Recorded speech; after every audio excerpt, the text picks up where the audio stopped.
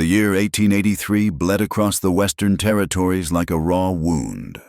It was a land of thirst and silence, where the sun beat down with the fury of a blacksmith's hammer, cracking the earth into a mosaic of baked clay.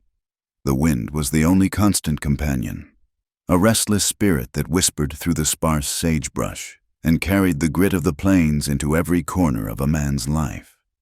Here, law was a distant rumor, spoken of in towns but rarely seen on the vast, lonely stretches of land that separated one desperate soul from another. Civilization was a fragile seed clinging to barren soil. On one such expanse of land, Ethan McCall's ranch stood as a testament to stubborn persistence. At 38, Ethan was a man carved from the same unforgiving landscape he worked. His shoulders were broad from a lifetime of labor, his hands calloused and cracked, his face tanned to the color of worn leather by the relentless sun. But it was his eyes that told the truest story, the pale, quiet blue of a winter sky, holding a stillness that had settled in them a year ago and refused to leave. That was when he had buried Martha. The fever had taken her swiftly, a ravenous fire that swept through her body in the days after she'd given birth to their stillborn son. One moment, she was the vibrant heart of his world, her laughter echoing against the timber walls of the home he'd built for her. The next, she was a fading whisper in a sweat-soaked bed. He had buried her and their infant son in the same small plot on a hill overlooking the creek, beneath the lone cottonwood tree that offered the only shade for miles. Since then, silence had become the new master of the McCall ranch. It was a heavy, suffocating presence that lived in the empty chair across the dinner table, that rustled in the untouched linens of Martha's side of the bed, that screamed from the walls of the second, smaller cabin he had built with his own hands, the one meant for the son he would never raise. He worked from before the sun rose until long after it had sunk below the jagged horizon, throwing himself into the brutal, physical demands of the ranch. He mended fences, branded cattle, and broke wild horses, seeking exhaustion as a drug to quiet the ceaseless ache in his chest. But every night, he returned to the cold hearth and the crushing emptiness, a widower in a home that had lost its soul. The nearby town of Redemption was little more than a dusty street with a general store, a saloon, a blacksmith, and a church whose paint was peeling like sunburnt skin. It was a man's town, built on the backs of ranchers, prospectors, and drifters. Women were a scarce and precious commodity, mostly wives and daughters fiercely protected, or the painted ladies of the saloon who offered a fleeting, purchased comfort that Ethan had no stomach for. The few respectable widows were old, frail, or had already been claimed by other lonely men. The lack of female labor was a practical problem that gnawed at the edges of his grief. His home was falling into disarray, coated in the same fine layer of dust that covered everything else in this God-forsaken country. He couldn't cook a decent meal to save his life, subsisting on a monotonous diet of jerky, beans, and stale bread. The house didn't feel like a home anymore. It was just a shelter, a place to sleep before another day of grueling work began. One afternoon, standing in the doorway of his dusty kitchen, the stale scent of his own neglect finally broke through his apathy. He could not go on like this. He needed help. Not a wife. The very thought was a betrayal to Martha's memory, but a pair of hands, a woman's touch, not for comfort, but for order. He rode into Redemption and tacked a carefully worded notice to the board outside the general store. Wanted, housekeeper for a remote ranch. Must be of good character. Duties include cooking, cleaning, and general household management. Widow preferred. Board and a fair wage provided. Inquire of Ethan McCall. He felt a pang of something, shame perhaps, as he hammered the nail in. It felt like an admission of failure, a public declaration that he could not manage his own life, but practicality, as always in the West, won out over pride. Weeks passed. The notice yellowed and curled under the sun. Ethan had nearly forgotten about it, resigning himself to his solitary existence, when a rickety wagon pulled by a sway-backed horse crested the hill and rattled down the path to his ranch. He watched from the porch, his hand resting on the Colt at his hip, a habit ingrained in any man who lived so far from the reach of the law. 2 women sat on the wagon's bench. As they drew closer, he saw that the one holding the reins was young, perhaps in her late 20s.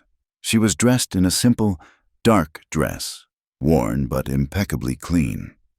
Her brown hair was pulled back in a severe bun, and her face, though tired from the road, possessed a calm, steady composure. She met his gaze directly, without flirtation or fear. There was a quiet strength in her gray eyes. Beside her sat a younger woman, little more than a girl.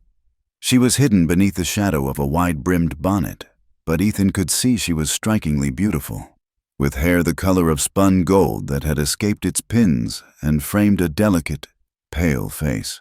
But her beauty was like that of a wild, frightened thing. She kept her head down, her hands clenched tightly in her lap, and seemed to shrink into herself as the wagon came to a stop. The older woman set the brake and spoke, her voice as clear and steady as her gaze. "Mr. McCall, I am Sarah Elliston. I've come about the position." Ethan nodded, stepping off the porch. "I'm McCall." "This is my sister, June," Sarah said, her voice softening slightly as she gestured to the silent girl beside her. "Where I go, she goes. We are a package. If that is a problem, we can be on our way." Her directness was unusual, and Ethan found he respected it. He looked from Sarah's determined face to the top of June's bonnet. The ranch was large, the work was plentiful, and he was in no position to be picky. An extra pair of hands, even silent ones, was a boon. "It's no problem," he said. "There's enough room. Can you cook?" "I was married to a minister for 7 years. Mr. McCall, I learned to make a meal out of very little." Sarah replied. There was no emotion in her voice as she mentioned her late husband, only a statement of fact. "And I can keep a house clean." "That'll do," Ethan said. He was struck by the contrast between them. Sarah was like a sturdy, deep-rooted oak, weathered but strong. June was a willow, beautiful but fragile, swaying with a private wind he couldn't see. He felt a strange, unfamiliar stirring in his chest, a mix of curiosity and a primal, protective instinct. He showed them to the main house, to the 2 small rooms at the back that had once belonged to a hired hand and his wife. The space was sparse, containing little more than a bed, a washstand, and a small wardrobe in each. But it was clean. Sarah inspected the rooms with a practical eye and nodded her approval. June followed her like a shadow, her eyes darting around, taking in the strange new surroundings with a look of profound apprehension. She did not speak a single word. The first few days established a new rhythm on the ranch. It began subtly, a quiet shift in the atmosphere. The first morning, Ethan woke not to silence, but to the distant, gentle sounds of movement in the kitchen, followed by the rich aroma of coffee and frying bacon. When he walked in, the room was transformed. The surfaces were wiped clean, the floor was swept, and a proper breakfast was laid out on the table. Sarah moved about the space with an effortless efficiency, her presence calm and unobtrusive. She was a tireless worker. Within a week, the entire house seemed to exhale a long-held breath of dusty neglect. Curtains were washed and rehung, floors were scrubbed, and a sense of order returned to the chaotic spaces. She spoke only when necessary, maintaining a polite but professional distance. She was precisely what he had advertised for, a capable housekeeper. June remained a silent enigma. She helped her sister with the indoor chores, her movements graceful but hesitant. Her primary domain, however, became the small vegetable garden Martha had started near the house. She spent hours there, kneeling in the dirt, her slender fingers gently tending the struggling plants. It seemed to be the only place where the tension in her shoulders eased. She would weed and water with a singular focus, as if the soil itself offered a solace she couldn't find elsewhere. Ethan would sometimes watch her from the barn, her golden hair catching the sunlight as she worked. She never looked his way. If he happened to cross the yard while she was outside, she would flinch, her body instantly tensing, and her eyes would fix on the ground until he had passed. She was like a ghost, haunting the edges of his life, a beautiful, sorrowful mystery he couldn't begin to unravel. Despite the strangeness of their arrangement, Ethan found the sharp edges of his grief beginning to soften. The house was no longer an empty tomb but a place of quiet life. The scent of baking bread replaced the smell of dust and loneliness. The rhythmic thump of a butter churn, the soft swish of a broom. These were sounds of living, and they slowly began to stitch the ragged parts of his soul back together. He found himself looking forward to meals, not just for the food, but for the quiet company. He and Sarah would eat in a comfortable silence, broken by occasional, practical questions about the ranch or supplies needed from town. June ate little, her eyes downcast, pushing food around her plate. Yet, even her timid presence added a layer of warmth to the cold room. For the first time in a year, Ethan felt a flicker of something other than loss. It was not happiness, not yet, but it was a gentle, warming sensation, a quiet thawing in the frozen landscape of his heart. He knew they were hiding something. The story of a poor minister's widow was simple enough, but it didn't account for the profound, hunted fear in June's eyes, or the fierce, protective wall Sarah built around her sister. He respected their privacy, telling himself it was not his business. They did their work, he paid their wage, and that was the extent of their contract. But the human heart is a curious thing. One night, the wind howled with a particular ferocity, rattling the window panes and moaning like a lost soul. A storm was brewing on the plains, unable to sleep. Ethan rose from his bed and walked to the kitchen for a drink of water. As he passed the hallway leading to their rooms, he noticed a sliver of light from under their door. He paused, hearing a sound that cut through the noise of the wind, a soft, choked sob. He knew he should walk away, that to listen was an invasion of the privacy he had promised himself he would grant them. But he was frozen in place, a silent sentinel in the dark hallway. He heard Sarah's voice, a low, urgent murmur, stripped of its daytime composure and filled with a raw, aching tenderness. "Hush now, June, hush, little bird. It was only a dream. You are safe here." The sobbing continued, a desperate, broken sound that clawed at Ethan's insides. Then Sarah's voice came again, this time with a thread of steel woven through the softness, a vow spoken into the darkness. "It's all right. I'm here. No one is going to hurt you. I won't let anyone touch you again. I swear it." The words hung in the air, heavy and sharp. "Touch you again."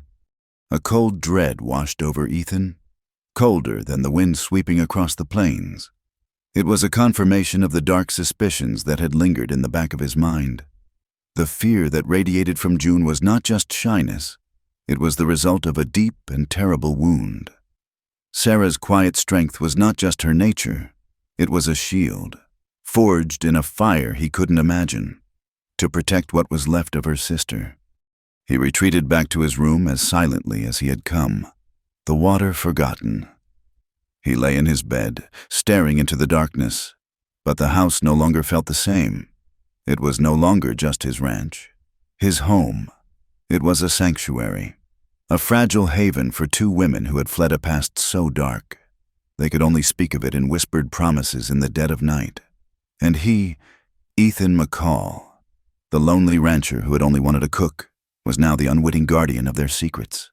The silence of his life had been broken, replaced by the echo of a single, terrifying promise. The brief, brutal summer gave way to a long, melancholic autumn, and then winter descended upon the plains with the silent finality of a shroud. The wind, once a hot, dust-choked breath, now carried the sharp bite of ice from the distant mountains. Snow fell in great, silent sheets, burying the cracked earth under a blanket of white, isolating the McCall Ranch from the rest of the world as effectively as any ocean. The world shrank to the dimensions of the main cabin, the barn, and the snow-drifted path between them. Inside this shrunken world, a new kind of tension began to grow. As quiet and insidious as the frost creeping up the window panes, the unspoken past was a fourth presence in the house, a ghost that sat with them at every meal. Ethan's early gratitude for Sarah's efficiency had deepened into a quiet admiration, but it was an admiration held at arm's length. He tried, a few times, to breach the wall she kept around herself. "Your husband," he'd said one evening, as she mended one of his shirts by the firelight. "The minister, was his parish a large one?" Sarah's fingers stilled for a fraction of a second. The needle poised above the worn fabric. "It was adequate, Mr. McCall," she replied, her tone polite, yet utterly final. She did not look up. The conversation was over. Every inquiry about her past life, about the man whose ring she no longer wore, was met with the same gentle but impenetrable dismissal. He learned to stop asking. June, if it were possible, retreated even further into her silence. With the garden buried under snow, she took on other chores.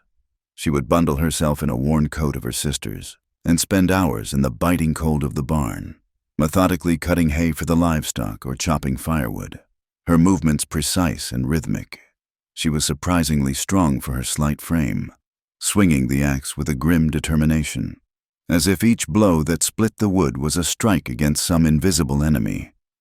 Ethan would watch her sometimes from the house, a small, solitary figure against the vast, white emptiness. She seemed more at home in the frigid air than in the warmth of the cabin. He found her presence deeply unsettling. When he entered the barn, she would freeze, axe in hand, her breath misting in the air. Her wide blue eyes, so often downcast, would fix on him for a fleeting moment, and in them he saw a maelstrom of emotions he could not name. Fear was the most obvious, but beneath it was a profound sadness, a flicker of something else, defiance, longing. He couldn't be sure. She would then drop her gaze, turn her back, and wait with a statue-like stillness until he had finished his business and left. He learned to make noise as he approached, to give her warning, to minimize the startling effect his presence seemed to have on her. He was a man, and for June, that seemed to be a threat in itself. The heart of the house was Sarah's domain, the kitchen and its great cast-iron stove. It was a constant battle against the encroaching cold, and she was its tireless general. She kept the fire roaring, its warmth a bastion against the howling wind. The cabin was always filled with the comforting sense of simmering stew, baking bread, or drying herbs. She moved through this warmth with a grace that belied the harshness of their existence, a steady, life-affirming presence. Ethan found his eyes drawn to her constantly, to the curve of her neck as she bent over a pot, the dusting of flour on her cheek, the capable strength in her hands as she kneaded dough. A quiet longing began to ache within him, a hunger that her good cooking could not satisfy. It had been over a year since Martha's death, a year of cold sheets and a hollow space beside him in the dark. He started to see Sarah not as his housekeeper, but as a woman, a warm, breathing, desirable woman. The thought felt like a betrayal, and he would quickly push it away, burying it under the day's labor, only for it to surface again in the quiet moments of the evening. Then the blizzard came. It started not with a flurry, but with a warning, a strange yellow-gray light on the horizon and a sudden, deathly stillness in the air. The wind died completely. The silence was absolute, unnerving. Ethan, recognizing the signs, worked with a feverish urgency. He and June, in a rare, unspoken partnership, herded the last of the cattle into the main barn, secured the shutters on the house, and hauled in enough firewood to last for days. By nightfall, the storm hit with the force of a freight train. The wind screamed like a banshee, and snow began to fall so thick and fast that it was impossible to see more than a foot from the windows.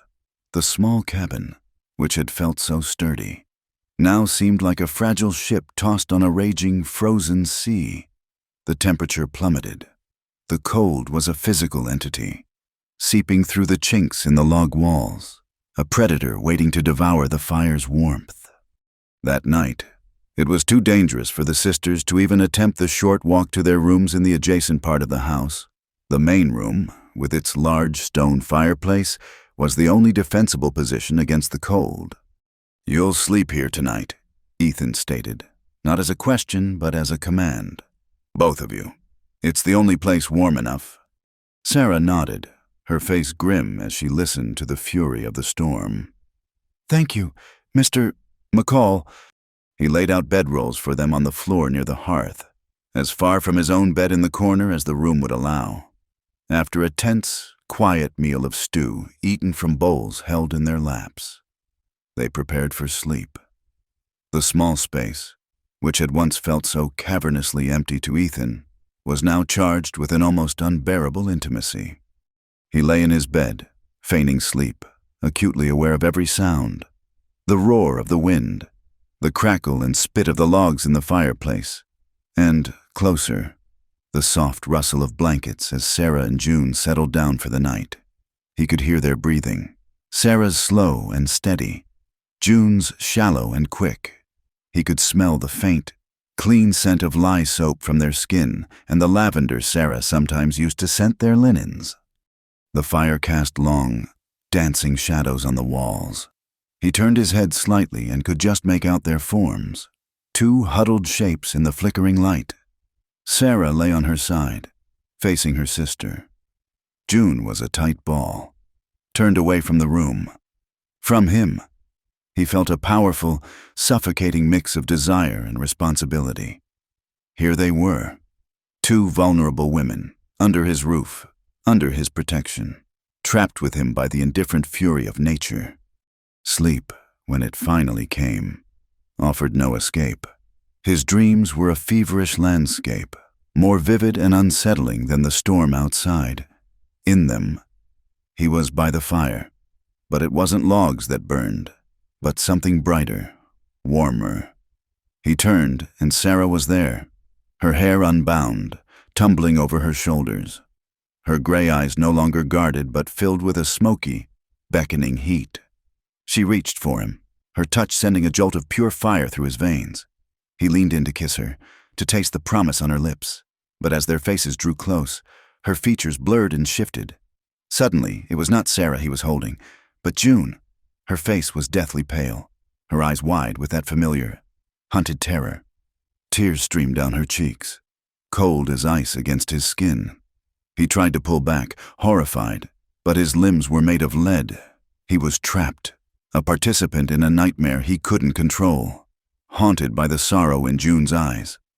He woke with a start, his heart hammering against his ribs, a cold sweat on his brow. The storm still raged, but the room was quiet. In the dim glow of the dying embers, he could see that Sarah was sitting up, watching the fire. Her expression was one of deep, weary contemplation. She must have felt his gaze, because she turned her head and looked at him. In the faint, uncertain light, the barriers between them seemed to have dissolved. They were just a man and a woman, awake in the heart of a storm. He saw the loneliness in her face, a reflection of his own. She didn't speak, but she held his gaze for a long moment before turning back to the fire. The silence that followed was different. It wasn't empty. It was filled with the weight of his dream, with the shared vulnerability of the night. The storm trapped them for 3 days, 3 days of forced proximity, of navigating the small space around each other, of shared meals and long silences. The tension was a constant hum beneath the roar of the wind. Yet, something began to shift. On the second day, Sarah began to talk. It started small. She was kneading bread on the table, her back to him as he cleaned his rifle by the fire. "Reverend Elliston did not care for spices," she said suddenly, her voice quiet. "He said they excited the baser appetites. Our food was always plain." Ethan stopped his work, surprised. It was the first time she had volunteered any information about her husband. "A man needs some flavor in his life," he said carefully. A sound that might have been a short, bitter laugh escaped her lips. He believed flavor was a path to sin, as were many things. Later that afternoon, as she stared out the snow-caked window, she spoke again. He was a man of God. He spoke of love and forgiveness from the pulpit every Sunday, but the words never seemed to make it home with him. The house was cold, colder than this storm. A picture began to form in Ethan's mind, a portrait of a man cloaked in piety, but hollow within. He imagined Sarah in that cold house, trying to find warmth from a man who offered none. He thought of her quiet competence, her strength, and realized it must have been forged in the crucible of that loveless marriage. The most revealing moment came on the third night. The storm had begun to weaken, its fury abating to a low, mournful moan. June was asleep, her breathing finally deep and even. Ethan and Sarah sat by the fire, a respectable distance between them, sipping hot, weak coffee. "He said it was my duty," Sarah whispered, her eyes fixed on the flames. She didn't look at him, as if the words could only be spoken to the fire. A wife's duty to submit to her husband's needs. He had many needs. It did not matter if I was tired, or unwell, or unwilling. Duty was all that mattered to him. The Bible was full of duties, he said. Ethan's hands clenched into fists. The image that flooded his mind was ugly and infuriating. He thought of his time with Martha, of the tenderness, the shared laughter, the mutual desire. To have that sacred act of intimacy reduced to a cold, one-sided duty felt like a profanity. He understood now. Sarah wasn't just a widow grieving a lost husband. She was a survivor, escaping a prison of holy hypocrisy. He understood her guardedness, her reluctance to be touched by even a friendly hand. He realized with a painful clarity that she was starving, not for food, but for a kindness and affection that had been denied her. She craved a touch that was a question, not a demand. He wanted, more than anything, to reach across the space between them, to take her hand, to offer some word of comfort. But he held back, sensing that pity was the last thing she wanted. She had not told him for his sympathy, but simply to give voice to the truth, to let a piece of her poison out into the air. So he just sat with her in silence, bearing witness to her pain, his presence a steady anchor in the dark. The following night, the storm had passed. A profound, crystalline silence had fallen over the snow-covered world, and the sky was filled with a brilliant spray of stars. The path was cleared, and the sisters returned to their own rooms. The main cabin felt empty again, but it was a different kind of emptiness. It was now haunted by new knowledge, by shared secrets and unspoken desires. Ethan lay awake in his bed, his mind replaying Sarah's words, his body still humming with the memory of her proximity. The house was cold, but a different kind of fire now burned in his blood. He heard a floorboard creak in the hall. His body tensed. He listened, holding his breath. Another creak, closer this time. The door to his room was already slightly ajar, and slowly, silently, it opened further.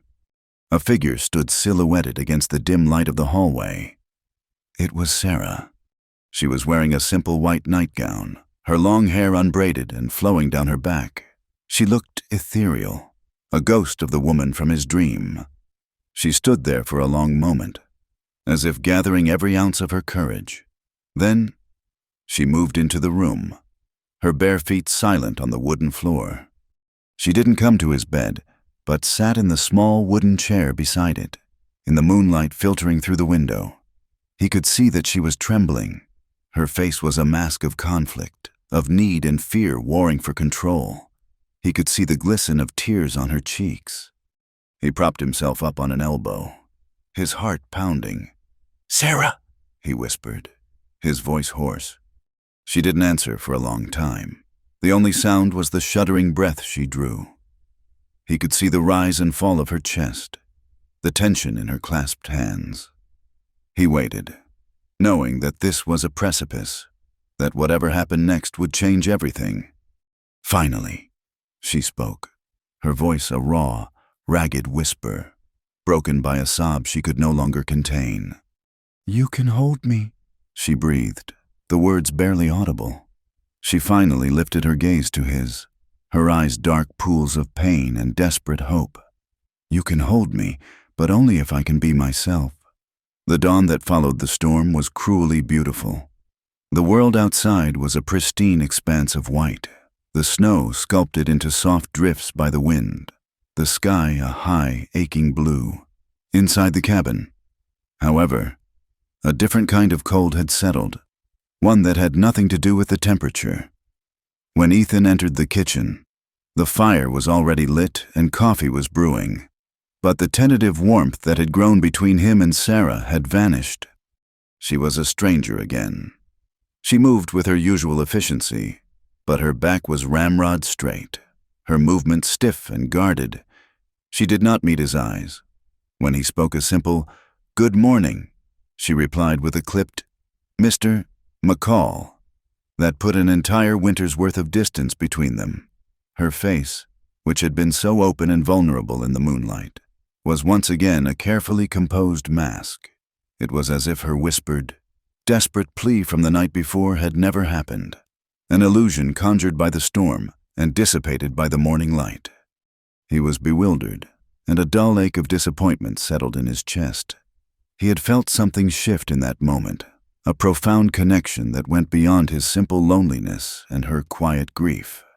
He had wanted to go to her, to offer the comfort she had asked for, but the raw intensity of her request, "Only if I can be myself," had held him back.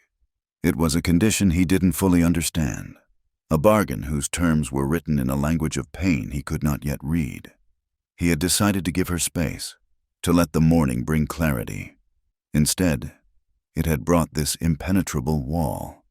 For days, she was a ghost in his house, performing her duties with a silent, meticulous perfection that was more isolating than any argument. The house was warm and clean. The food was plentiful, but the fragile sense of home that had begun to blossom was gone, frozen out by her retreat. If Sarah's behavior was a wall of ice, June's was a confusing fire. The young woman's fear of him seemed to have been burned away, replaced by something far more complex. She no longer averted her gaze. Instead, she watched him with an unnerving intensity. Her blue eyes, so often clouded with a distant sorrow, were now sharp and clear, and they held an expression that was a baffling mixture of raw anger and a strange, heartbreaking pity. It was as if she were accusing him of a crime he hadn't committed, while simultaneously mourning the sentence. The weight of her stare was heavier than any physical burden, and it followed him from the house to the barn and back again. Nearly a week after the storm, the tension became unbearable. Ethan found June in the barn, sharpening the blade of a scythe with a whetstone. The rhythmic, scraping sound was the only noise in the cold. Still air, a sound like teeth being ground together. He approached her slowly, deliberately. She did not flinch this time, but simply stopped her work and watched him come, the scythe held loosely in her hand. "June," he began, his voice rough. "What is it? What's wrong with your sister, with you?" She placed the whetstone down carefully on a bale of hay. "You want to know?" Her voice was a low whisper, but it cut through the silence with the sharpness of the blade she'd just honed. "You think you have a right to know?" "I think I have a right to understand what's happening in my own home," he countered, trying to keep his frustration in check. A flicker of something, derision, perhaps, crossed her face. "This is a shelter, Mr. McCall, not a home." She looked past him, towards the house, her expression softening into that familiar, painful sorrow. "She is terrified. You don't understand what she risked, coming to your room that night. You don't understand what it cost her." "Then help me understand," he said, his voice softer now. June was silent for a long time, her gaze distant, as if she were looking back across a vast and desolate landscape of memory. When she finally spoke, the words were flat, devoid of emotion, a catechism of horror recited from a place beyond tears. Reverend Elliston was my mother's second husband, my stepfather. He was a pillar of the community in Havenwood, a man of God. She said the last words with a venom that made Ethan's skin crawl. My mother died of influenza when I was 16. After that, the Reverend decided it was his Christian duty to take me under his personal guidance, to protect me from the sins of the world. She paused, taking a shaky breath. He started by reading scripture to me in my room at night. Then he started praying over me, touching my head, my shoulders. She wrapped her arms around herself, her knuckles white. His prayers started to wander. So did his hands. He told me it was God's will, that he was cleansing my spirit through the mortification of my flesh. He said that a woman's body was a vessel for sin, and only a holy man could purify it. Ethan felt a cold, sick fury rise in his gorge. The air in the barn suddenly felt thick, suffocating. He could see the scene with a horrifying clarity. The pious man, the trapped girl, the sacrilege performed under the guise of salvation. This went on for years, June whispered, her eyes finally meeting his. They were dark with a pain so profound he felt it like a physical blow.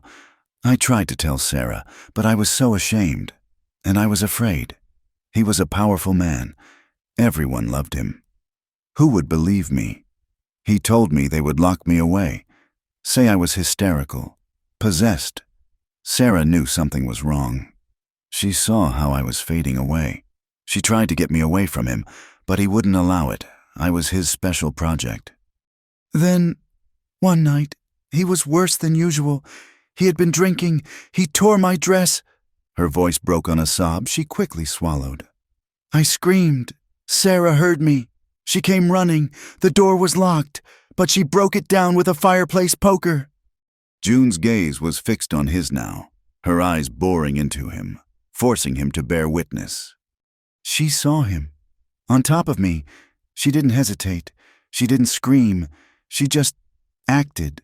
She pulled him off me and she hit him with the poker, and she kept hitting him. She kept hitting him until he stopped moving. The silence that followed her words was absolute, deeper than the silence of the snow. Ethan stood frozen, the ugly truth of their past laid bare before him. The quiet, capable housekeeper, the woman who baked his bread and mended his shirts. A killer. But in that moment, he felt no condemnation. All he felt was a surge of terrible, savage understanding. We ran, June finished, her voice barely audible. We took what little money she had and we ran that night. We traveled for weeks, always looking over our shoulders. We heard that the official story in Havenwood was that the Reverend had been killed by a drifter, a robber. No one suspected us, but we could never be sure. We changed our names. We became the Elliston sisters, widows of a poor minister who died of fever. And we kept running until we saw your notice. Ethan finally found his voice. Why are you telling me this? Because when she went to your room, June said, a single tear tracing a path down her pale cheek.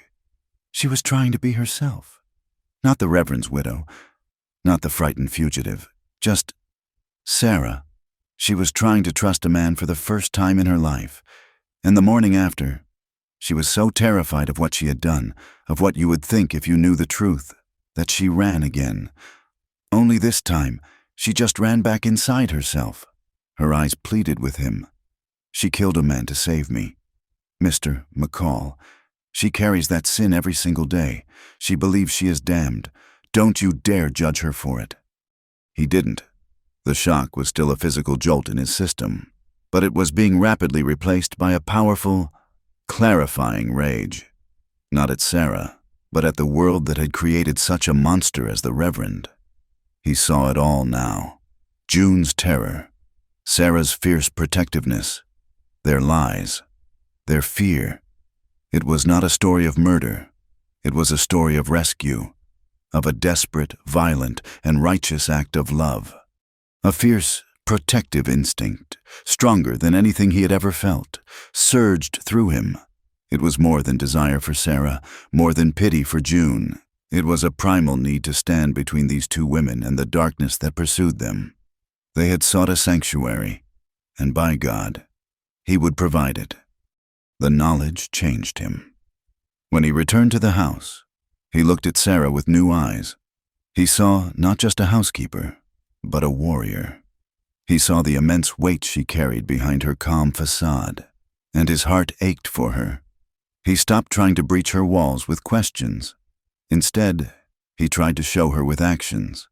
He began to do small things, leaving a bucket of fresh, clean water for her on the porch in the morning, taking over the task of chopping the firewood so June didn't have to, complimenting her cooking with a quiet sincerity.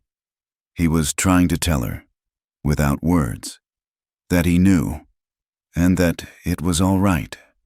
But the world outside their isolated ranch was not so understanding. When the snows finally began to melt and the roads became passable, Ethan had to ride into Redemption for supplies. The moment he stepped into the general store, he felt it. The air grew thick with unspoken words. The usual friendly greetings from the proprietor, Mr. Abernathy, were replaced by a curt nod. The women who were browsing fabrics fell silent, their eyes following him with a mixture of curiosity and disapproval. He endured it, gathering his supplies with a stony face. As he was leaving, Abernathy stopped him. "Ethan," the portly man said, lowering his voice, "people are talking." "Let them talk," Ethan said flatly. "It ain't right. A man like you, a widower, living out there all alone with two young women. It ain't decent.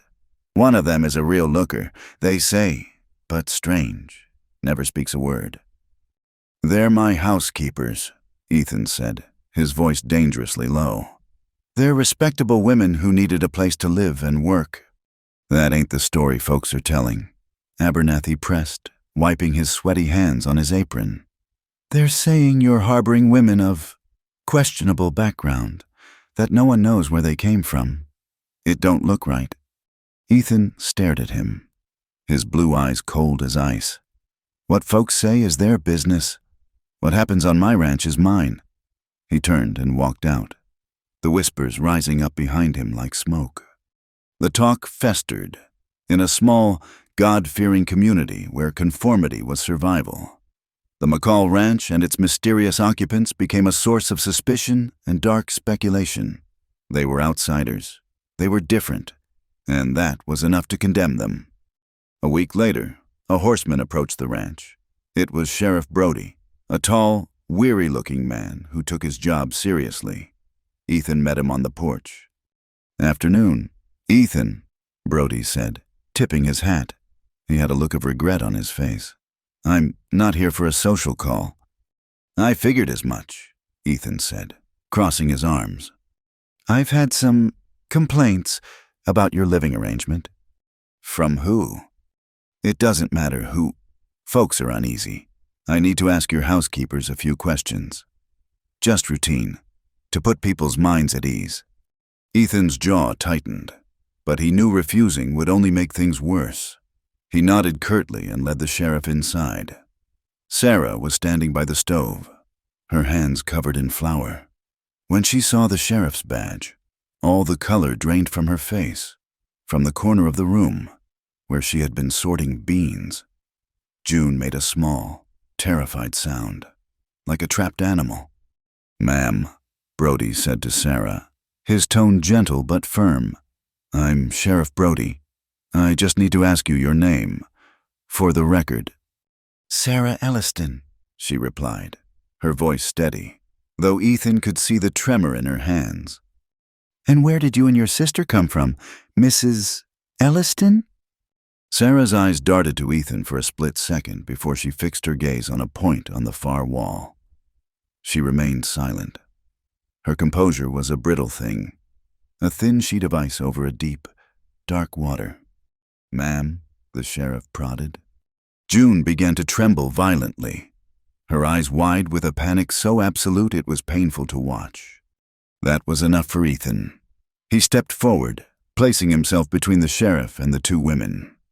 "That's enough, Brody," he said, his voice calm but carrying an unmistakable note of command. "Their past is their own. They needed a job and a safe place to live, and I gave it to them. That's all you or anyone else needs to know." "Ethan, I've got a duty to—" "Your duty is to uphold the law," Ethan cut in, his eyes blazing. "And they haven't broken any law here. They are under my roof and under my protection. They are a part of my family now." He looked from the sheriff to the open doorway, his voice rising so that it carried across the yard. A proclamation to the wind and the sky and any listening ears in the town beyond. Anyone who bothers them, anyone who touches them, will have to go through me. Sheriff Brody held his gaze for a long moment, then sighed. A man caught between his duty and his conscience. He saw the unwavering conviction in Ethan's eyes. He nodded slowly. "All right, Ethan, for now." He tipped his hat to Sarah, who hadn't moved a muscle, and left. The sound of his horse's hooves faded, leaving a ringing silence in the cabin. June had collapsed into a chair, her face buried in her hands, her shoulders shaking with silent sobs. Sarah remained standing by the stove, her back to the room. Ethan walked over to her and gently touched her shoulder. She flinched, but she didn't pull away. "Sarah," he said softly. She turned around slowly. Her face was awash with tears. Her carefully constructed composure shattered into a million pieces. The gratitude, the fear, the relief. It was all there, raw and overwhelming. She looked at him, her eyes searching his, seeing not a judge, not an employer, but a protector, an ally. She didn't say a word. She simply closed the distance between them and wrapped her arms around his neck, burying her face in his shoulder. Her body shook with the force of her weeping, a storm of grief and gratitude breaking free. He held her tightly, his own heart aching with a fierce, possessive tenderness. He held the woman who had saved her sister, the fugitive, the survivor. He held her, and he knew, with a certainty that settled deep in his bones, that he would never let her go. Later that night, long after the house had fallen silent, she came to him again. There was no hesitation this time. She walked into his room, the moonlight tracing her form, her eyes clear and resolute. She came to his bed and pulled back the covers, her movements deliberate, purposeful. She lay down beside him, her body trembling not with fear, but with a profound, earth-shattering need. She reached for him, and this time, it was not a plea. It was an offering, a claiming. When he gathered her in his arms, her tears began to fall again, hot against his skin. They were not just tears of sorrow, but tears of release, of a soul that had been locked away for so long finally finding a key. Their coming together was not a gentle thing. It was a collision of two lonely, wounded people, a desperate, silent conversation in the dark. It was fraught with the ghosts of their pasts, of his lost wife, of her monstrous husband, and shadowed by the violent secret that bound them together. It was a release, a confession, and a promise, all at once, and in the shared, trembling aftermath, as they lay tangled in the sheets. They were not just a rancher and his housekeeper. They were two survivors, clinging to each other against the darkness, having found in each other a solace as stark and as real as the unforgiving land that surrounded them. The nights with Sarah became a silent, sacred language. In the darkness of his room, the carefully constructed barriers of their daytime roles, employer and housekeeper, crumbled into dust. She came to him not as a servant, but as a woman seeking solace, and he held her not as his employee, but as a man who had been adrift in a sea of loneliness and had finally found a shore. Their intimacy was a quiet, desperate thing, a mapping of scars, both visible and unseen. In his arms, Sarah slowly, painstakingly, began to reclaim the parts of herself that had been stolen. She learned that a man's touch could be a question rather than a demand, that a shared bed could be a place of warmth and not a battlefield of duty. This thawing in Sarah had a ripple effect throughout the small, isolated world of the ranch. A softness crept into the corners of her eyes, and on rare occasions, a genuine, unburdened smile would touch her lips. The change was most profound in her relationship with her sister. Seeing Sarah find a measure of peace seemed to give June permission to take a tentative step out from behind the wall of her own terror. The first crack in June's silent facade appeared in the kitchen. She began to linger after her chores were done, watching Sarah cook. Then, one morning, she quietly picked up a paring knife and began peeling potatoes alongside her sister. Her movements hesitant at first, then more confident.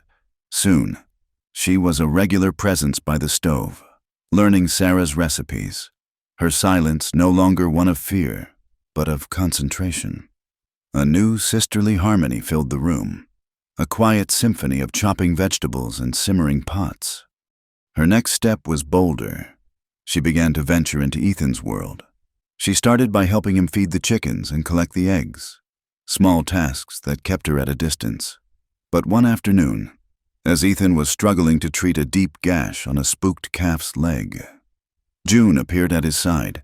Before he could say a word, she was there, her slender hands surprisingly strong as she held the animal steady, her voice a low, soothing murmur that seemed to calm the frightened creature in a way his own rougher tones could not.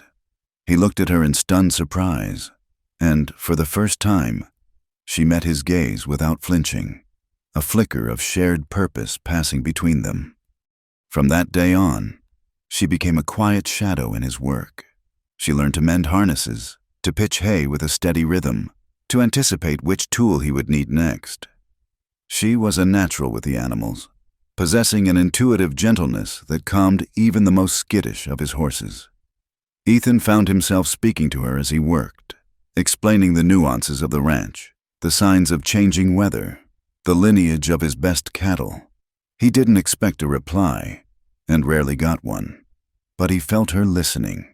He felt her presence as a quiet, attentive hum at the edge of his awareness. Sarah watched this gradual transformation with a heart torn between two powerful, warring emotions. She was flooded with a profound, overwhelming joy to see her sister, the little bird with the broken wings she had protected for so long, finally begin to heal. To see June's shoulders lose some of their permanent tension, to hear the rare, whisper-soft sound of her voice as she spoke to a horse, was a miracle she had prayed for but never dared to expect. But beneath the joy, a cold, sharp weed of fear was taking root.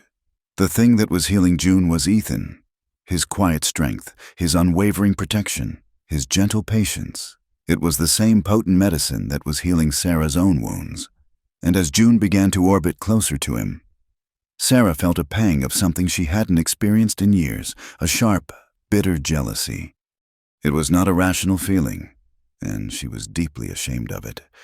She would see them from the kitchen window, their heads bent together over a saddle strap, and Ethan's low laugh would drift across the yard, a sound she had come to cherish. He would be demonstrating something, and his hand would briefly, innocently, touch June's arm to guide her. At the sight, a cold knot would form in Sarah's stomach. June would look up at him, her face, so often a mask of sorrow, illuminated by a fragile smile, and Sarah would feel as if the ground were shifting beneath her feet. She fought the feeling with all her might, reminding herself that this was what she wanted, for June to live again, to trust again. She knew Ethan's kindness was vast enough for them both. He was a good man, a decent man. He would never betray her. But the fear was a venom, whispering insidious doubts in the quiet of the night. She had just found this fragile happiness, this haven. The thought of losing it, of having to share the one source of light and warmth she had found in a world of darkness, was a terror that gnawed at the edges of her soul. She held the feeling tightly inside, burying it under her daily work, presenting a calm face to the world while a storm raged within her. Ethan was not entirely oblivious. He saw the way Sarah's smile would sometimes tighten when he and June returned from the barn together. He felt a subtle shift in the atmosphere, a new layer of complexity in their already unconventional home. He was a simple man, accustomed to the straightforward logic of the land, of cattle and seasons. The tangled, unspoken emotions of the two women in his care were a territory for which he had no map. He loved Sarah, her strength, her resilience. Her quiet passion had woken him from the stupor of his grief. But he also felt a powerful, protective tenderness for June. She was like a wounded fawn he had taken in, and watching her slowly regain her strength filled him with a profound sense of satisfaction and responsibility. He did not know how to name the feeling he had for her, but he knew it was deep and real. And he was beginning to realize that his heart, which he had thought broken beyond repair, was perhaps larger and more complicated than he had ever imagined. One night, the air grew heavy with an approaching storm. Rain began to fall. A slow, steady drumming on the roof that seemed to beat in time with the tension in the house. After dinner, they sat by the fire, the silence between them thick with unspoken thoughts. Sarah, pleading a headache, retired to her room early, her retreat leaving a palpable void. Ethan remained by the fire, staring into the flames, his mind troubled. The simple life he had sought had become a labyrinth of feeling. He heard a soft footfall behind him and turned. June was standing there, a silhouette against the dim light of the hall. She was not wearing her usual severe, high-necked dress, but a simple cotton wrapper, and her long golden hair was unbound, cascading over her shoulders. She looked younger, more vulnerable than he had ever seen her. He said nothing, simply watched as she came closer and sat on the floor by the hearth, drawing her knees up to her chest. The firelight flickered across her face, illuminating the tracks of silent tears on her cheeks. "She's in pain," June whispered, her voice so soft he had to lean forward to hear her. "Because of me." Ethan's heart constricted. "It's not because of you, June." "Yes, it is," she insisted, her gaze fixed on the fire. "She sees me with you. She sees me getting better. And she's afraid. She thinks you'll have to choose." Ethan had no answer. The unspoken fear had been given a voice, and it hung between them, stark and undeniable. June turned to look at him then, her blue eyes wide and luminous in the firelight. They held none of their usual fear, only a deep, ancient sadness and a terrifying, fragile hope. "She loves you, Ethan," she said, her voice gaining a sliver of strength. "You have given her back her life. You have shown her that all men are not like him. You have made her believe she can be happy." She took a shaky breath, her next words coming out in a rush, as if she were afraid they would be consumed by the fire if she did not speak them quickly. If my sister can be happy, then I want to try and believe in it too, just once." The words were a quiet cataclysm. They were a plea, a confession, and a question all at once. She was not offering her body. She was offering her broken, terrified, and desperately hopeful soul. She was asking him if the healing she saw in her sister could possibly be meant for her, too. He didn't know what to say, what to do.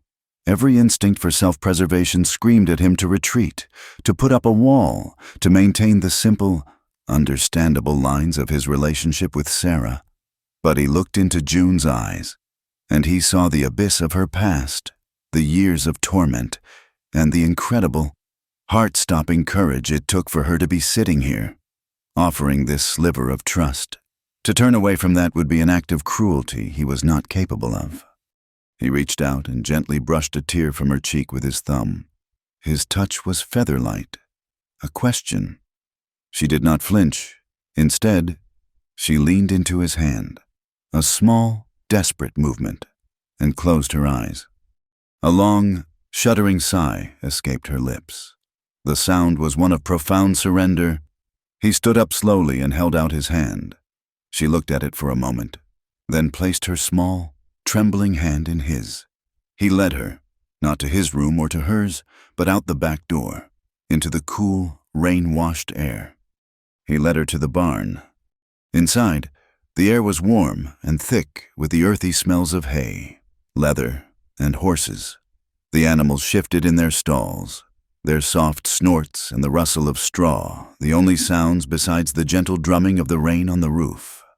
It felt like a church, a sanctuary, a place outside the complicated confines of the house. He turned to face her in the deep shadows.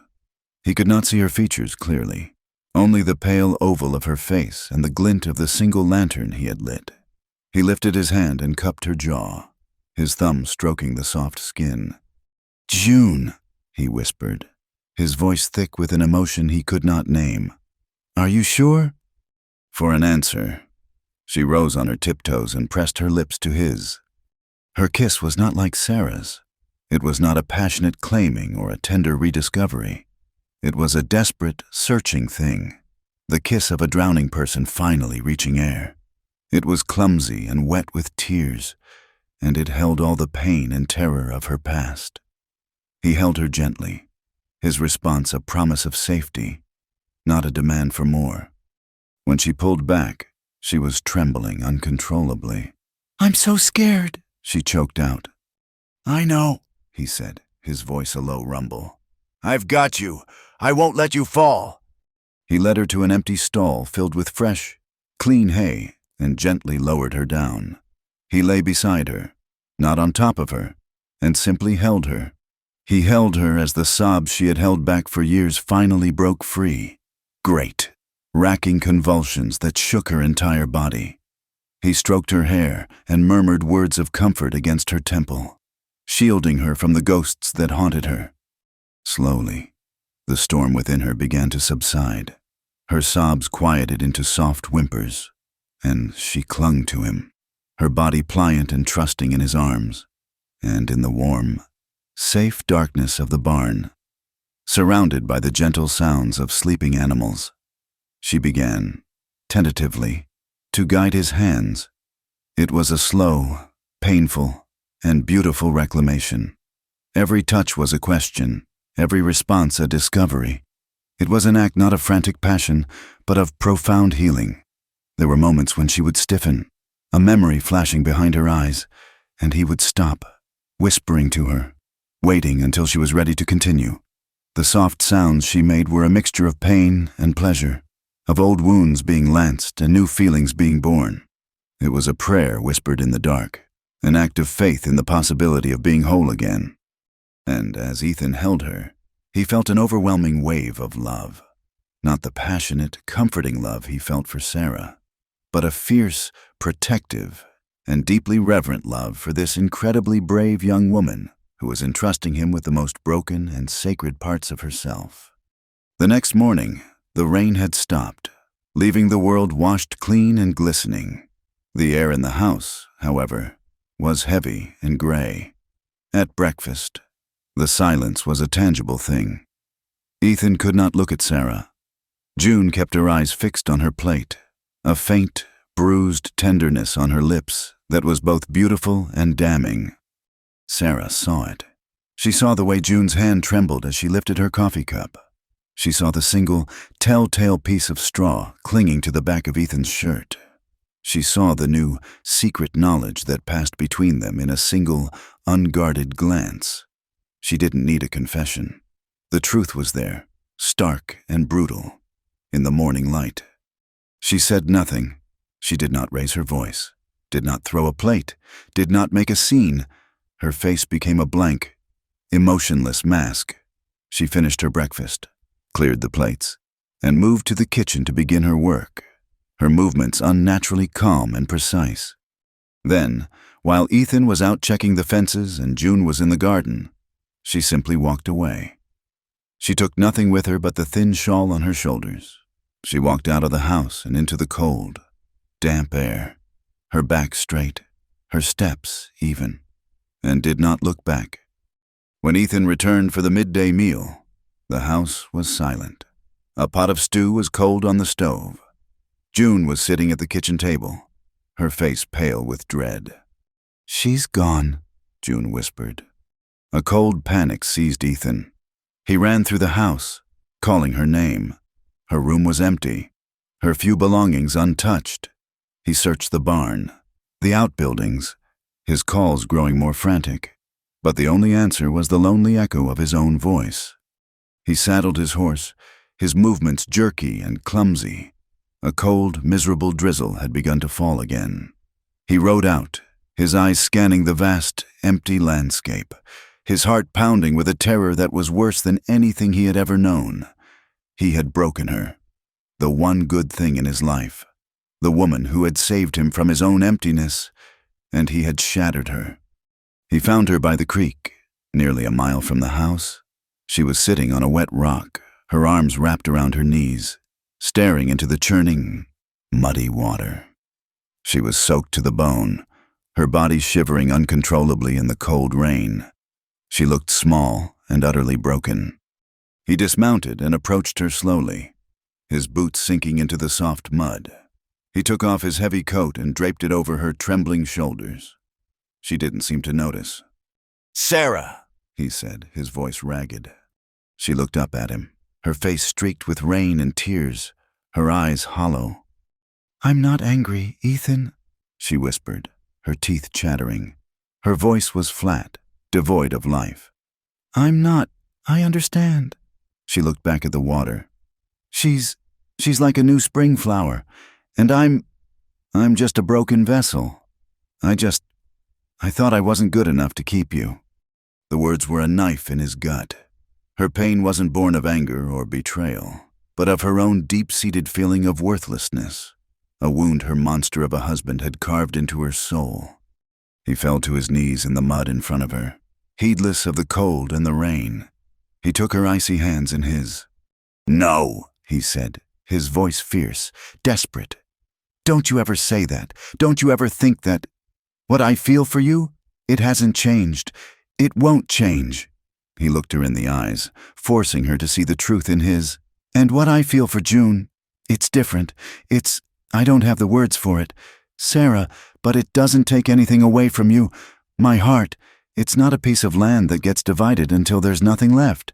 It's just bigger than I thought it was." He squeezed her hands.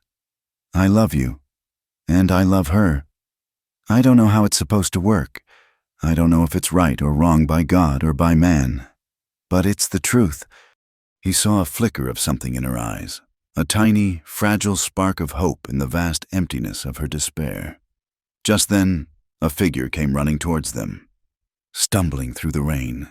It was June, her face a mask of frantic worry. She stopped when she saw them, her breath coming in ragged gasps. She looked from Ethan, kneeling in the mud, to Sarah, wrapped in his coat, and her face crumpled. "I'm sorry," she sobbed. "Sarah, I'm so sorry." Sarah slowly stood up, pulling Ethan's coat tighter around her. She looked at her sister, at the girl she had killed for, the girl she loved more than her own life. And then she looked at Ethan, the man who had seen the ugliest parts of her and had not turned away. She opened her arms. June ran to her, and the two sisters clung to each other, their sobs mingling with the sound of the rain. Ethan rose and wrapped his arms around both of them, pulling them into a tight, desperate embrace. There they stood, three broken, lonely people, huddled together in the cold western rain, clinging to each other as if to a life raft. The world would call them sinners. The law would call them outcasts. But in that moment, under the gray, weeping sky, they were simply a family, forged in trauma and bound by a strange, fierce, and undeniable love. And for the first time, they were all accepting the truth. Their life and their love would not be defined by the world's rules, but by their own. The aftermath of the storm by the creek was not an ending, but a new, uncertain beginning. The rain had washed away the secrets, leaving them exposed and raw, huddled together against the cold. Back at the cabin, a fragile, unspoken treaty was formed. The truth, in all its complicated and unconventional glory, was now the foundation upon which they had to build. Ethan, a man of action rather than words, knew that their old arrangement was no longer tenable. The main cabin, with its single large room and his own separate bedroom, was a geography of their former life. Not their new one. He couldn't have them living like hired hands in the adjacent building. Not anymore. They were not his employees. They were his family. And so, he began to build. With the first thaw of spring, the sound of a hammer striking nails became the new morning chorus on the McCall ranch. He was not building a separate house, but an extension, a new wing that grew organically from the main cabin.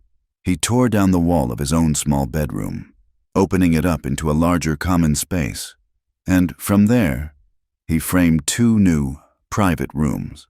They were modest, just large enough for a bed, a small wardrobe, and a window. But they were theirs. A short, enclosed hallway connected them to the main living area, creating a space that was both communal and private. It was a physical manifestation of their new reality. 3 lives, interconnected, yet each with their own space to breathe. Sarah and June worked alongside him. Sarah, practical and efficient, learned to measure planks and hold them steady while he sawed. June, surprisingly, had a meticulous eye. She would gather the small, flat stones from the creek bed to build the new hearth, fitting them together like a puzzle. There was a quiet harmony in their labor. The shared work of building a home became a way of rebuilding their trust, a way of speaking without words. They were not hiding. They were nesting, creating a sanctuary shielded from the prying eyes and harsh judgments of the world. Life settled into a new, strange, and yet profoundly peaceful rhythm. They were a 3-stranded cord, intricately woven. They worked together during the day, a seamless unit of shared responsibility. Ethan and June managed the livestock and the heavy outdoor labor, their quiet companionship now a comfortable and familiar thing. Sarah remained the heart of the home, her domain the warm, fragrant kitchen. But now June often stood beside her, the 2 of them moving in the familiar, easy dance of sisters. Their meals were no longer tense, silent affairs. They spoke of the day's work, of a new calf that was born, of the progress in June's burgeoning vegetable garden. Laughter, a sound that had been a stranger in that cabin for so long, began to make tentative appearances, usually sparked by one of Ethan's dry, understated observations. The nights were a delicate navigation of the heart, governed by an unspoken, mutual consent. There was no rigid schedule, no sordid arrangement. It was a matter of instinct, of sensing who needed comfort most. Some nights, Sarah would come to his room, her touch a familiar, grounding warmth, their love a deep, quiet river. Other nights, it was June who would seek him out, her presence a more fragile thing, their intimacy a slow, careful lesson in trust, a gentle rewriting of her past. And some nights, he remained alone, and he was content, for the house was no longer empty. It was filled with the soft sounds of their breathing, a bulwark against the vast, lonely silence of the plains. He was a man who had thought his heart was a barren field, only to discover it was capable of a harvest he had never imagined. Under this umbrella of safety and acceptance, June blossomed. The haunted look in her eyes began to recede, replaced by a quiet curiosity about the world. One evening, she saw Ethan reading a worn copy of Shakespeare, his lips moving slightly as he sounded out the words. "I want to learn," she said, her voice barely a whisper. From that day on, every evening after the chores were done, Ethan would light an extra lamp and the 2 of them would sit at the kitchen table. He was not a natural teacher, but he was patient. He taught her the alphabet, the slow, magical alchemy of turning letters into sounds, sounds into words. He watched, his heart swelling with a paternal tenderness, as she painstakingly copied letters into a small notebook he had bought for her in town. She was not just learning to read, she was finding her voice. She began to keep a diary, filling its pages with her thoughts, her fears, and her budding hopes, the secret testament of a soul coming back to life.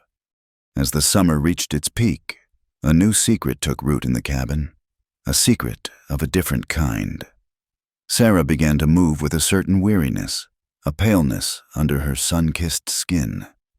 One morning, Ethan found her by the creek, retching into the water. He held her, a terrible fear clutching at him.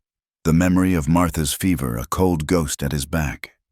She turned to him, her face ashen, but her eyes were filled with a terrifying, wondrous light. "I'm not sick, Ethan," she whispered, placing his calloused hand on her still flat abdomen. "I'm with child." The world seemed to stop. For Ethan, the news was a tidal wave of pure, unadulterated joy. A child, a new life, a chance to fill the second, empty cabin he had built. A chance to erase the bitter memory of his stillborn son with a new, living hope. He lifted her into his arms, crushing her to him, his laughter echoing across the plains, a sound of such profound happiness that it startled a flock of birds from the nearby cottonwood. But for Sarah, the joy was tangled with a deep, chilling fear.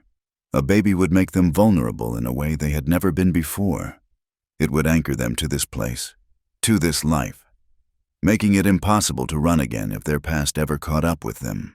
And it raised the terrifying specter of the law, of society, of a world that would undoubtedly condemn their child as a bastard, the product of sin.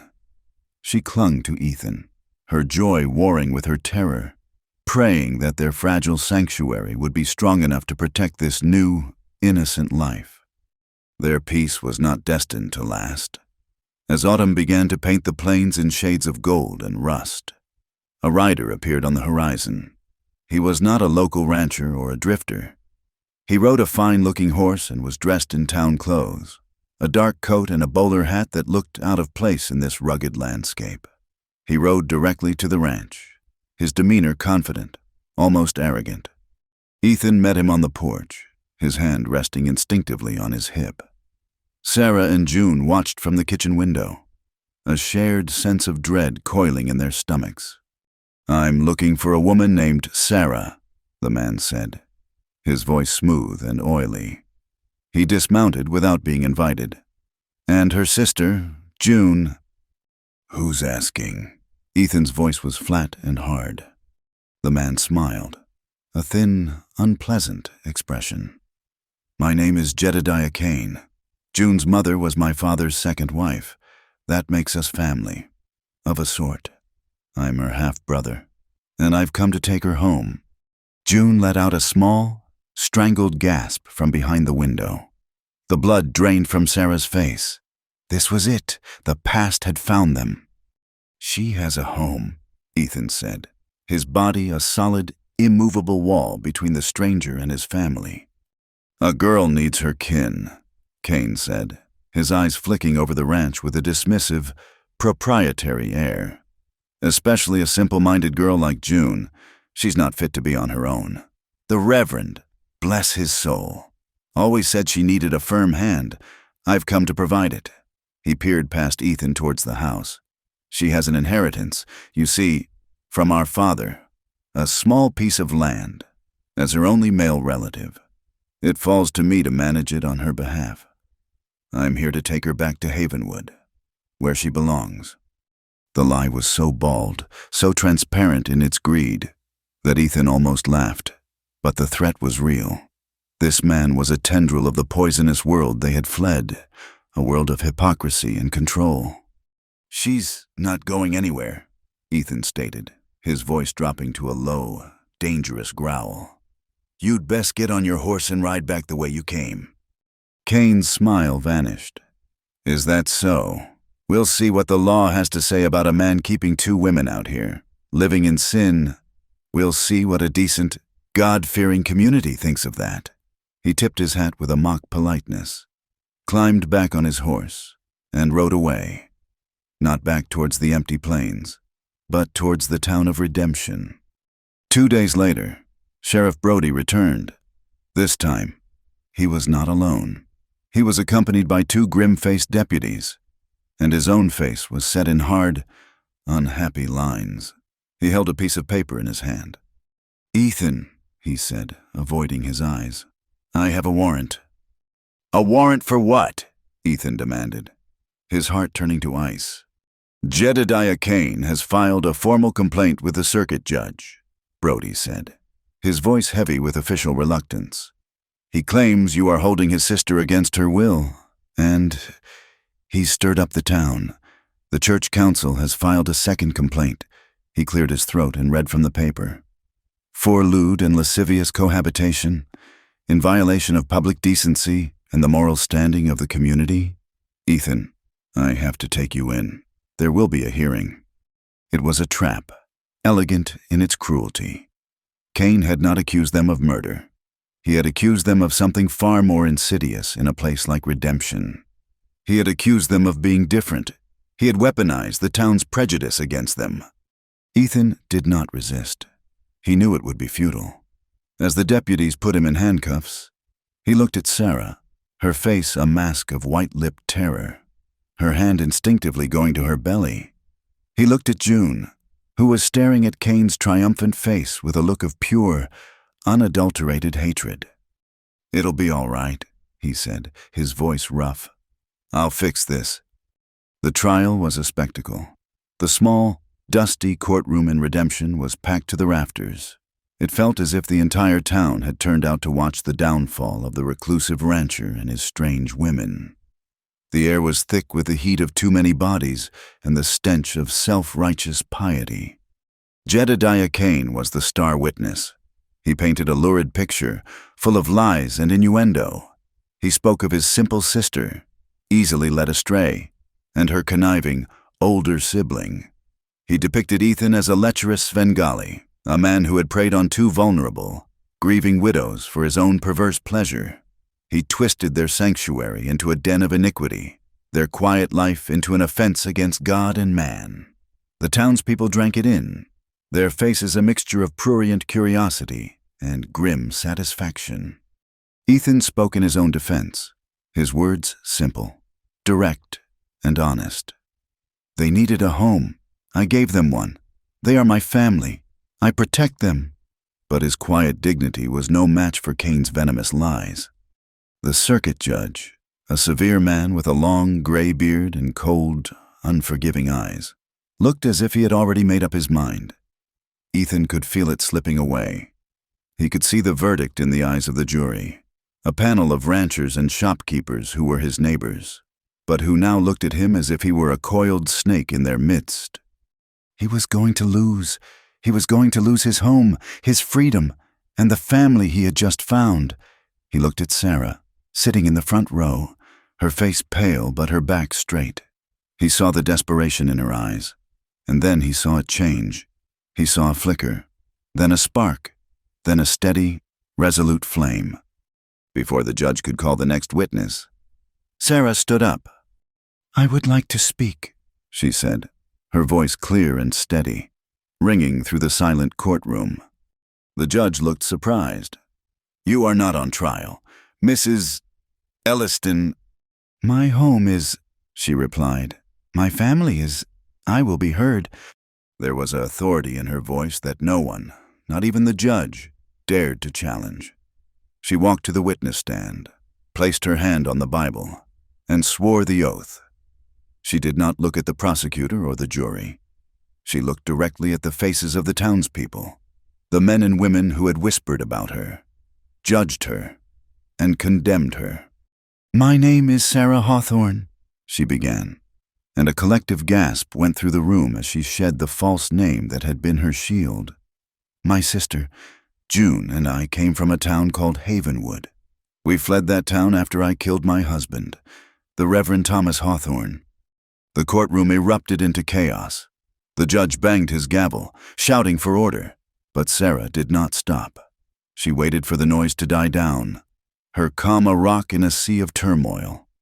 I did not kill him for money, she continued, her voice rising in strength and passion. I did not kill him out of anger. I killed him because for 4 years, this man of God, this pillar of his community, had been secretly, violently, and repeatedly abusing my sister in her own bed. He called it purifying her soul. I called it damnation. She told them everything. She spoke of June's stolen childhood, of the terror that had hollowed her out, of the night she broke down the door and found that monster on top of her sister. She described the act of violence not as a murder, but as a rescue, a desperate, righteous act to save the only person she had left in the world, Her voice did not break. It was filled with a terrible, holy fire. "We ran," she said, her gaze sweeping across the stunned faces. "We ran from a world that honors men like him and condemns women like us. We ran until we had nothing left. We came here seeking not sin, but sanctuary. And we found it. We found a good man, a decent man." She turned her eyes to Ethan, and all the love and gratitude she felt for him was laid bare for the world to see. Ethan McCall took us in. He gave us shelter from the storm, not just outside, but the one inside our own hearts. He has shown us nothing but kindness, patience, and protection. He taught my sister how to trust again. He taught her how to read. He taught me how to live again. She placed a hand on her belly.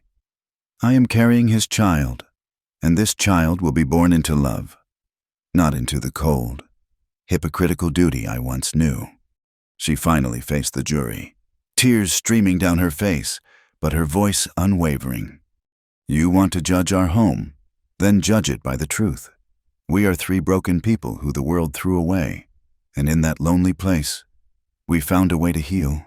We have built a family based not on law or scripture, but on love, a love without prejudice.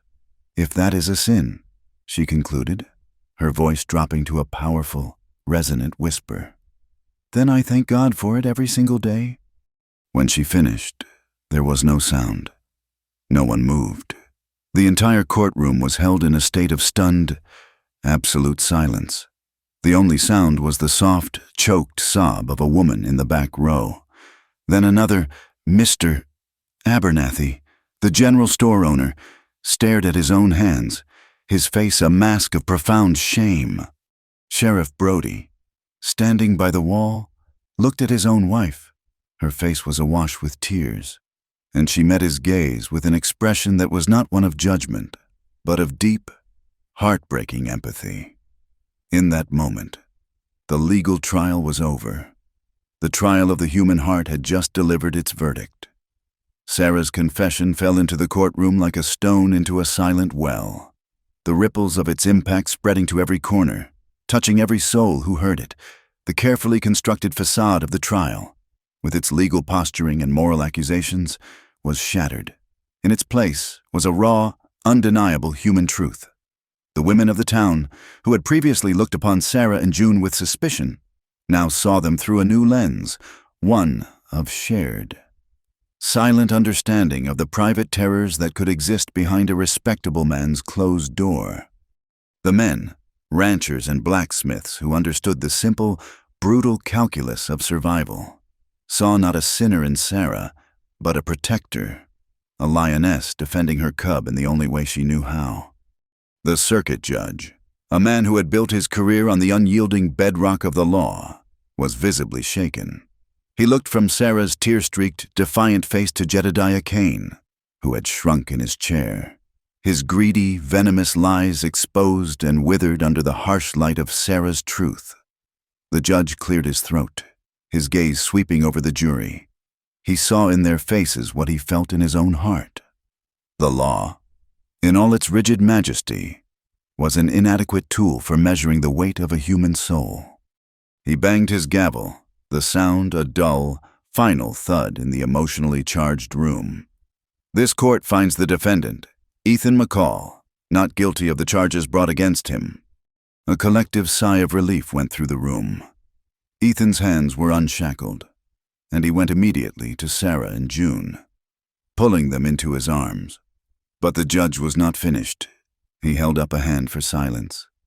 "However," he continued, his voice heavy, his eyes filled with a weary pragmatism. He looked directly at Ethan. "This community has been disturbed. The testimony we have heard today has brought difficult truths to light." He was choosing his words carefully, navigating the chasm between law and public sentiment. "While no crime has been committed here, in this town, the peace has been broken. Mr.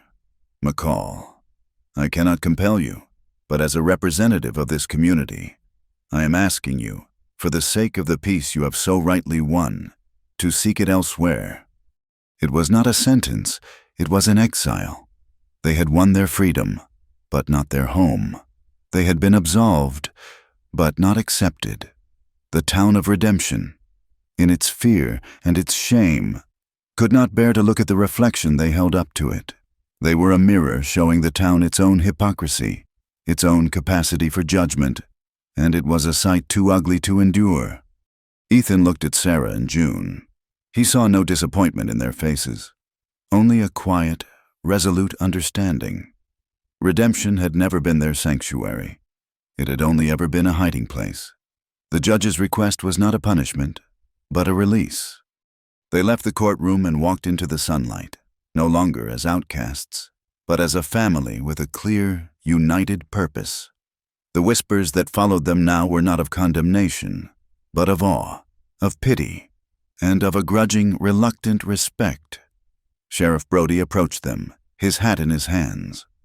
"Ethan," he said, his voice low, "for what it's worth, I'm sorry." He looked at Sarah. "Ma'am, what you did in there, it took a strength I can't rightly comprehend." Sarah simply nodded, her hand held tightly in Ethan's. There was nothing left to say. Their story in redemption was over. They spent 2 weeks selling what they could not carry. Ethan sold his herd of cattle to a neighboring rancher for a fair price, the man's eyes holding a new respect. They packed their lives into 2 sturdy wagons, tools, seeds, blankets, the few books Ethan owned, and June's precious diary. They were leaving behind the dry, cracked earth and the unforgiving sun, the place where Ethan had buried his first wife and Sarah had buried her past. They were heading west, towards the territories spoken of in whispers, towards lands of towering trees, roaring rivers, and grass that grew stirrup high. They were heading towards a place where a man's life was his own, and a family could draw its own borders. The journey was long and arduous, but it was not a flight, it was a pilgrimage. They traveled with a sense of purpose, their faces turned towards the setting sun. During the day, Ethan and June would ride ahead, scouting the path, their shared silence a comfortable language. Sarah, her body growing heavier with the new life inside her, would handle the main wagon, her presence the steady, gravitational center of their small caravan. At night, they would build a small fire under an immense, star-dusted sky that was free from the judgment of steeple or courtroom. They were small against the vastness of the wilderness, but they were not lonely. In the heart of that great, untamed land, their unconventional family felt not strange, but profoundly natural. The world they were leaving behind, with its narrow rules and cramped morals, seemed like a distant, feverish dream. After nearly a month of travel, they found it. It was a valley, nestled between 2 gentle, timber-covered hills, a wide, clear river, its water cold and sweet, snaked through the valley floor, its banks lined with cottonwoods and willows. The land was rich and dark, and the grass was a sea of green, dotted with wildflowers. There was no sign of another human soul, for as far as the eye could see, it was a place to put down roots. It was a place to build a home. And so they began again, with his own 2 hands, with the strength of the 2 women beside him. Ethan started to build. He felled trees from the hills, hewing the logs with an axe, the clean, sharp scent of pine filling the air. He laid a foundation of stone pulled from the river, a base solid and true. It was not one cabin they built, but one home. It grew from the earth, a single structure with a large central room that would serve as their kitchen, their dining room, their heart. A great stone fireplace, built by June's patient hands, dominated one wall, a promise of warmth against future winters. From this central heart, 3 doors led to 3 separate, private rooms, one for him, one for Sarah, one for June. It was a house that mirrored their souls, a shared life, a common warmth, but with quiet, private spaces for each of them to be themselves. They worked from sunrise to sunset, their bodies aching, their hands raw, but their spirits light. They were not just building with wood and stone. They were building a new life, a new world, on their own terms. There was a joy in the labor, a profound satisfaction in seeing the walls rise, in laying the roof that would shelter them. As summer faded into a gentle, golden autumn, the house was complete. It stood not as a grand mansion, but as a humble, sturdy testament to their resilience, nestled into the landscape as if it had always been there. Their life found its final, peaceful rhythm. The days were full and simple. They planted a large garden, its bounty plentiful in the rich soil. Ethan started a small herd with a few cattle he bought from a distant homesteader. He taught June how to hunt and track, and her innate quietness made her a natural in the forest. Sarah, her belly now large and round, turned their house into a home. The air was always filled with the scent of baking bread, of herbs drying from the rafters, of stew simmering over the fire. One late afternoon, as the sun began to dip below the western hills, painting the sky in fiery strokes of orange and purple, the three of them were gathered on the wide porch Ethan had built. It was a scene of such profound, domestic peace that it felt like a painting. Sarah sat in a rocking chair, her knitting resting in her lap, her eyes soft as she watched the river flow. June was at the porch railing, her diary open on her lap, a small, thoughtful smile on her face as she wrote. And Ethan sat on the top step, leaning against a post, a book open in his hands. Though he wasn't reading, he was simply watching them, his heart full to bursting with a quiet, powerful love that was as vast and as elemental as the land around them. He saw the gentle swell of his child moving beneath Sarah's dress, and he felt a joy so fierce it was almost painful. He saw the confidence in the set of June's shoulders, the way she no longer flinched at shadows, and he felt a pride that was deep and pure. This was his life. This was his family. He had everything he had ever wanted, in a shape he could never have conceived. Later that night, after a simple meal, they sat together on a blanket spread on the grass, watching the moon rise over the valley. A soft breeze rustled the leaves of the cottonwoods, a sound like a gentle whisper. The night was alive with the chirp of crickets and the distant call of an owl. "Do you remember?" Sarah said softly, her head resting on Ethan's shoulder. "The dust in Redemption? I think I had a permanent layer of it in the back of my throat." Ethan chuckled. "I remember the silence," he said. "Before you came, it was so loud it would ring in my ears." June looked up from her place where she was leaning against his knee.